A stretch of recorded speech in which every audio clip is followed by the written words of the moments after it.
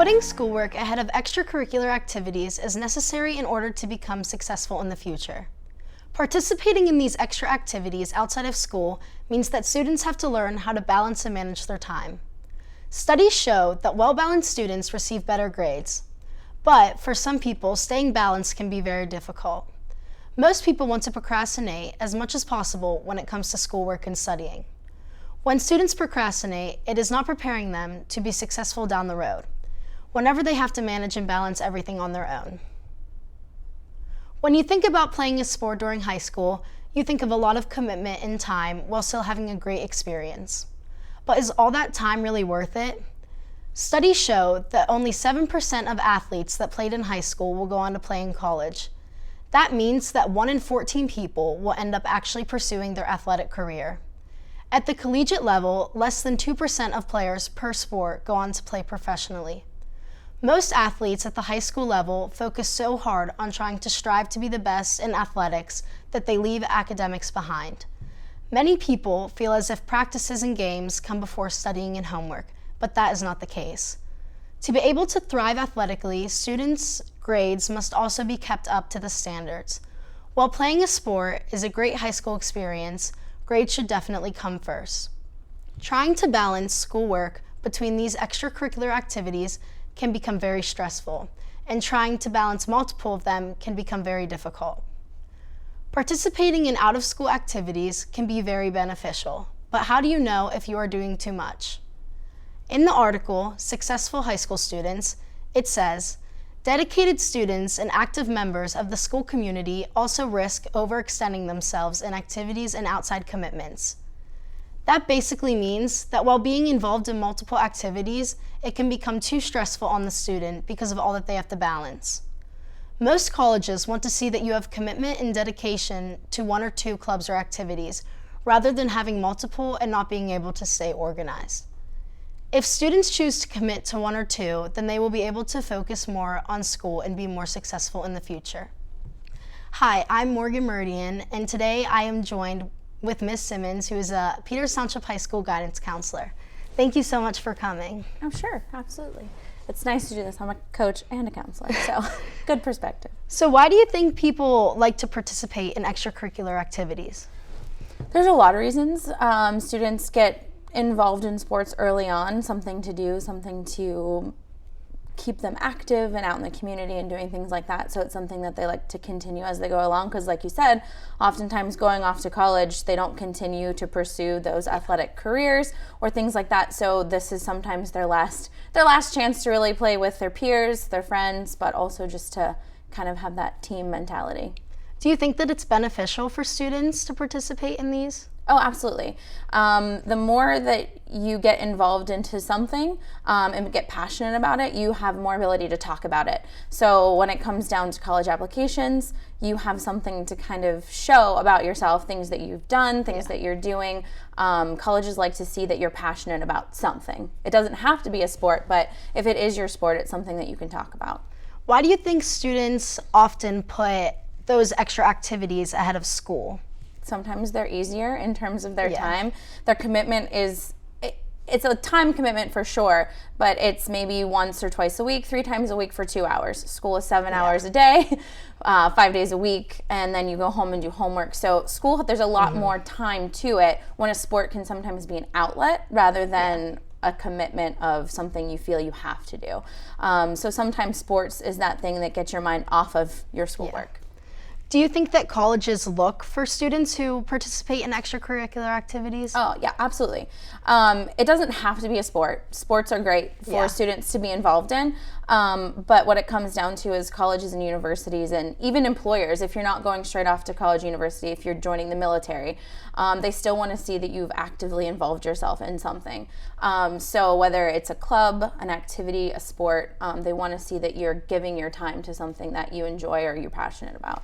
Do you think that students find it hard to stay organized with school and these extra activities? They can. If you don't get yourself into a good system from the beginning, it's hard to kind of save yourself later.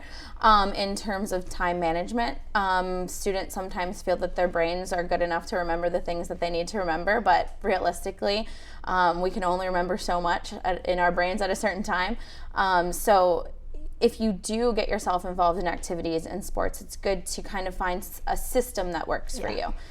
Whether it's a calendar, a phone app, a planner, a school planner, those types of things are helpful. Do students get themselves into the memory game where I'll remember that later and not remember it? Absolutely. But adults do that too. But it's finding that system that works for you and making sure that you can work through all of that with your sports and activities. Do you feel that the more organized students are more successful in the long term? Absolutely. The more organized you have yourself, the more you kind of can sit back and say, okay, I had this coming up. I'm a person that I need a full month calendar in front of me. I can't do day to day. That's my organizational system. I have to see everything coming up because I need to know. That's just my way of doing it. Some students are really good about I need to know what's happening today and then I'll need to know what's happening tomorrow. So it's really a system that works for you. But if you're not organized, you find that you start missing things more often than when you stay on top of checking off a box that you've done something. Why do you feel that people feel the need to participate in more than one extracurricular than just one? I think there's the notion that's out there that colleges want to see a huge long resume that you've participated in a lot of things. But that's not always the case. If you're passionate about all of those things, absolutely do them. But what colleges really look for is leadership. If you're joined into 5 different activities and 3 sports throughout the year, are you really putting in the time that you need to show that I'm just checking off a box to add it to my resume? So when we do multiple things, it's finding the meaning behind those things. Are you doing them just to put them on your resume? Because that comes through a lot when you give your resume to teachers for recommendation letters, but it also comes through to colleges when you have a lot on your resume, but you don't have a lot to talk about. Yeah, and if you are doing a sport in high school, why do you think the athletes feel that their sport should be the first thing, their first priority? Why do you think they put it ahead of everything else? Sometimes it's the coaches. Sometimes the coaches make students feel that their sport is the only sport. It's the only thing that's going on right this minute, right this time in this semester. And that's not all coaches, but sometimes students want to be pleasers.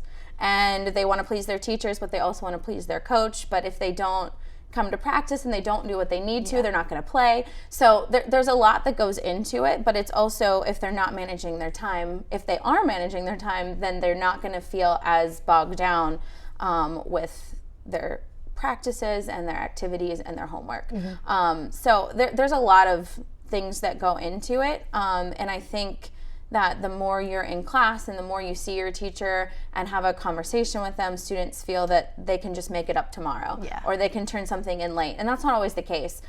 So it's good to be communicating with your teachers, your coaches. And as a coach myself, if a student is having a hard time in school or not doing well in classes, I would rather them come talk to me so that we can work out a way to get them better in their managing of their time. Do you think that this puts a bigger stress on the students? I think they put the stress on themselves. I don't necessarily think it's the activities or the sports doing it. I think they feel they have to be everything for everyone at all times. So it's kind of finding the balance for why are you pursuing this activity and this club, finding the meaning for it for the student. Because if you find the meaning, then it's not going to be as much of a burden. Do you think that the parents pressure the students to maybe stay in that club or activity?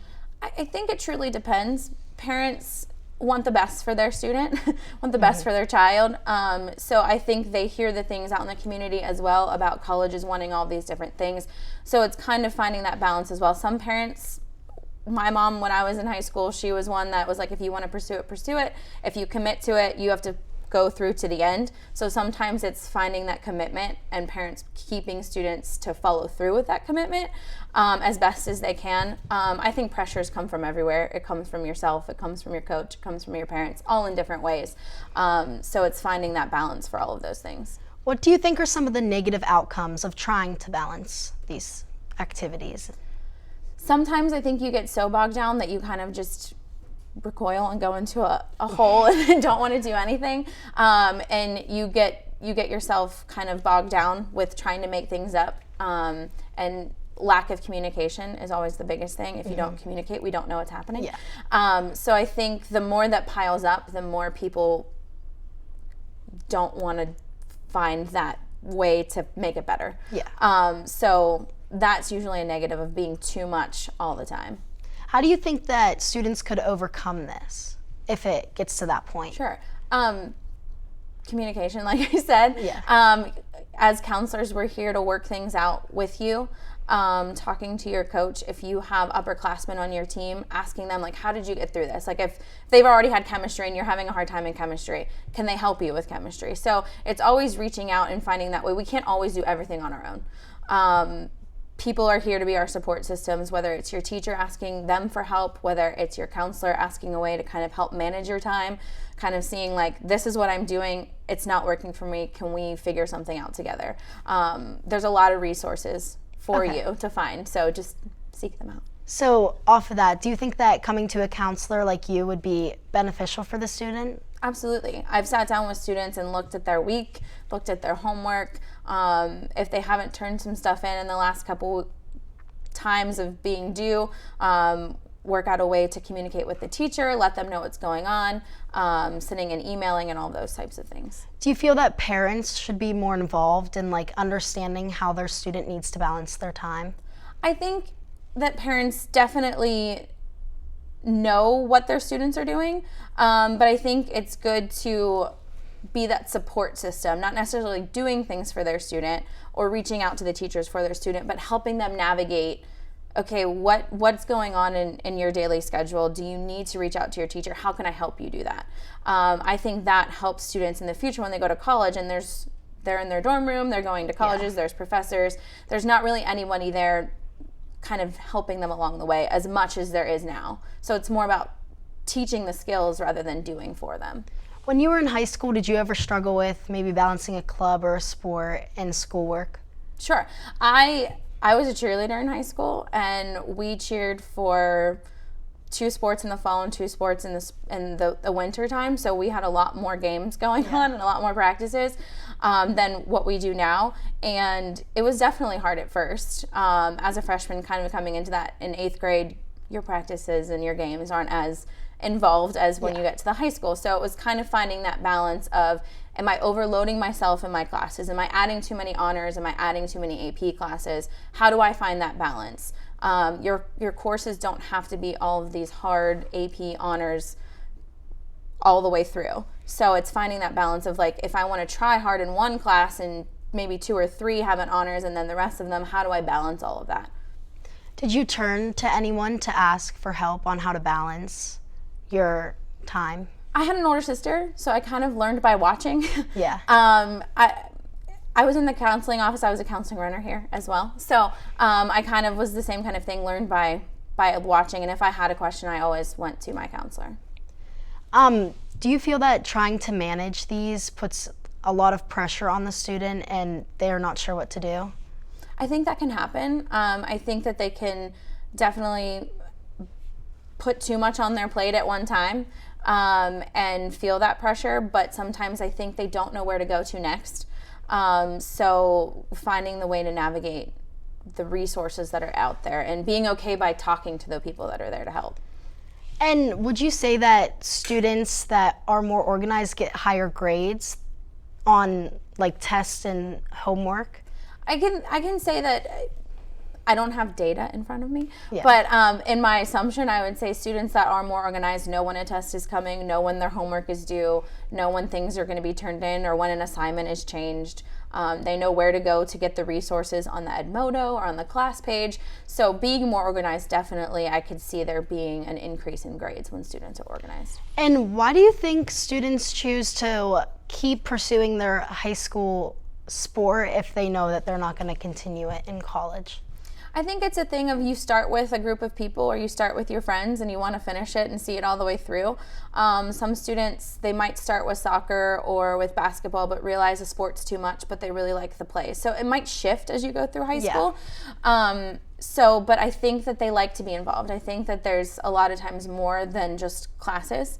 And that's in life as well. When you get to college, there's clubs, there's activities. So finding the ways to fit all of that in is something I think as people we like to be involved in. We are people that like to be in relationships and see people and talk to people and have conversations. So if you're not in activities and things like that, it's where do you find those types of conversations with others? Do you think that if a student isn't able to balance their time and schoolwork that they should quit their activity or sport?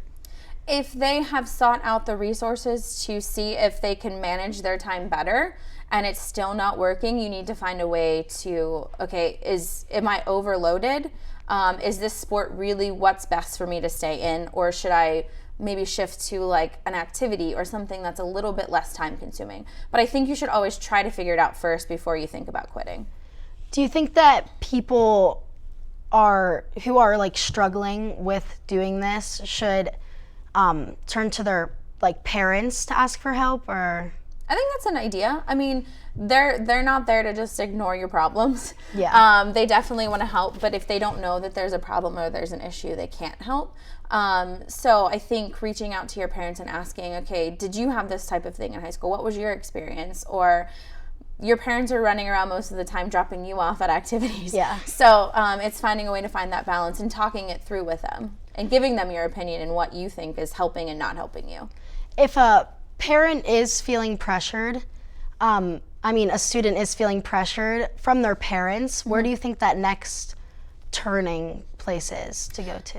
And I think sometimes that's a place to go and sit with your counselor and talk through, this is what's happening, how do I manage this? Or if you have a teacher that you trust and you talk to, it's always good to talk to an adult and kind of talk through it. And even a peer, if you trust a peer, it's always good to kind of find ways to navigate those instances, because sometimes you have to find a way to communicate with your parents. Yeah. It's not always easy. So rather than besides your parents driving you around and everything, how do you think parents could get involved in helping them? Sure. Encouraging students and looking at, okay, sometimes with my sisters and different things, with all of our different activities I coach with my sister, it's sitting down and saying at the beginning of the week, okay, what's going on this week? What do we need to get done? What types of things do you have going on that I have going on? And kind of talking through your weekly schedule. I think sometimes that's really helpful. Or having a family calendar of this is my mom's activity, this is my dad's activity, this is what I'm doing this week. So kind of having it like a weekly check-in. What is your suggestion to students who have developed anxiety through trying to balance this? Finding the root of the problem to start. Is it really the sport? Are you putting too much pressure on yourself? Do you feel too committed to your coach or your peers? Where is the problem really stemming from? And I think that's something that you can talk to your parents about, but also, like I said, the counselors are there to kind of work through some of those things. And if it is the homework is, you have too much homework, and maybe it's not that you're not organized, but you haven't found time, or your practices run too late, and those types of things. It's finding maybe right after school you go home and take a nap, and then you wake up and you have to go to practice, but you could have spent that time, instead of napping, you could have done some homework. So it's finding that balance. Do you think from a coach's perspective, sometimes the coaches don't understand like how much homework students actually have and how sometimes they can't always make it to practice? I can see that. Me being in the school and knowing that, it's different for me, because I see what's going on, and I see and hear that there's this many tests, or there's a big test coming up. So I hear that, but I think other coaches that aren't in the school, when you're at practice, it's their time. Yeah. So I can definitely see that being a little bit of a conflict in terms of what's going on, but it's also wanting to communicate with your coach, and it's not just not showing up. But if I have a cheerleader that says, I have a lot going on, can I take this day off? Or it's just working through some of those situations to make sure that I want them to be successful. No coach wants you guys to be failing. So that definitely just communication. So you think that the coaches understand where you're coming from and will accept that? I think so, because that's where I come from, and I know a lot of the other coaches that are at least fall sports and winter sports. They do. If you communicate with them, they're usually pretty understanding in saying, okay, I see what you're saying. I understand what's going on. So based off of that, how can coaches and teachers help their students manage and balance their time? I think for teachers, it's really just making sure that everything that you have going on is posted, and I think they do a good job of doing that. Yeah. For coaches, I think that as a team, you can get together and say, is there something we can help you with to better understand what we're going through? Or is there a way that we can get you and tell you, like, this week is going to be a heavy week for us? If it's a teacher that's in the school that also coaches, I think those are the better ones that can balance easier because they can see what's happening. But those that aren't, I think finding a system that works together. And maybe that's something the captains would do and sit down with the coach. Why should students consider not participating in these activities? If you have too much going on, sometimes you're not interested in any of the clubs that are here at the school. Doing extracurricular activities doesn't mean it has to be school related. There are students I know that go out and volunteer. There are students that do research or do different things that aren't connected to the school. So one reason is maybe if you don't have something that you feel you connect with, but still making sure that you get out in the community and do something that is good for, I don't want to just say just good for your resume, but good for you moving forward. And then off of that, do you feel that students should participate in multiple or just stick to one? I think having a few, there's a fine line of too many and not enough. 1 to 2 is great. It's a student that says, okay, I'm self-aware and I know that if I do more than one activity, it's gonna be too much. And that's absolutely okay. But then there's other students that are really good at managing their time and they can be in 3 clubs and maybe they're the president of one, but they are just a participant in 2 others. So it's finding what's good for you. What's good for you is not good for me or the next person. So it's really kind of saying, okay, I know who I am and what I want to do, and that's what I'm gonna do. Not worrying about your friends in this club and they want you to be in that club and this other club, and just saying, sometimes you just say no, and it's okay. Do you think that colleges really do look to see what sports but like extra activities like students participate in? They do look at, they don't necessarily always ask for a resume, like a typed out formatted resume, but on the Common App there's 10 sections where you can add different activities. They limit it at 10 because sometimes kids do a lot of activities, but you pick the most important to you. So colleges do look to see that you are involved and doing things outside of just the classroom setting. They really want to see that you do have good grades and you're challenging yourself in your courses and you do well on the ACT or the SAT. But what it really comes down to, and what college admissions officers have said, is we want to see students just be decent human beings. And the only way you can see that is the activities that you're involved in. Okay, so you think that colleges, do you think that they base the type of person that you are based off of the activities that you do? I don't want to say they base the person you are, but how you talk about it and the way that you feel it's important to you and how you can convey that to them through essays, or if your teacher sponsor talks or gives you a recommendation letter. Those are all of the ways that they see the type of person that you are and kind of mold into, okay, I don't know this person, but what they're showing me and what their teachers are saying about them tells me the type of student that they are. So do you think that colleges favor good grades or participation in extracurricular activities? It's a combination. I know that's not like a black or white answer, but it's one of those things that different schools look for different things. There are some schools that don't have an essay, don't have teacher recommendation letters. It doesn't mean that they value grades and test scores more. It's that they're usually bigger schools and there's not a lot of time for them to read through 2 essays, teacher recommendation letters. So that's really the balance. But they want to see all those things. They give you the opportunity to show what the activities and sports that you were involved in. So it's a combination. Yeah. For students that are participating in athletics in college, how do you think they manage their time? A lot of schools actually require them to go to study sessions. Really? Most colleges for athletes and for particular sports, some particular sports on college campuses have a team tutor. Or they have specific tutoring hours that they have to check in so many times a week. So colleges and universities really try to make sure that their athletes are managing their time. They are required on most campuses to get in that time. Do colleges that have teams have like a team counselor or anything that they can turn to if they're feeling anxiety or anything I don't know about every campus, but I know Pitt, for example, before I moved back here and was applying to different jobs, Pitt actually has sports counselors. So they have I don't know how many they have on their campus, but they do have a specific team counselor. They might have a couple teams that they deal with, but they do have counselors specific to the sports. So you would say overall that doing these extracurricular activities do benefit people in the long term to help them be more successful? Absolutely. Okay. Well, thank you so much for coming. In order to become successful in life, students have to put work ahead of sports and other activities. Students should know when they should skip a meeting or a practice to stay organized with their academics. They have to understand how to manage and balance their time and schoolwork in preparation for college. In college, students suddenly find themselves with more freedom, time, and independence. It is the way in which they utilize their time to focus on their academics that better prepares them for the next chapter in life with a career.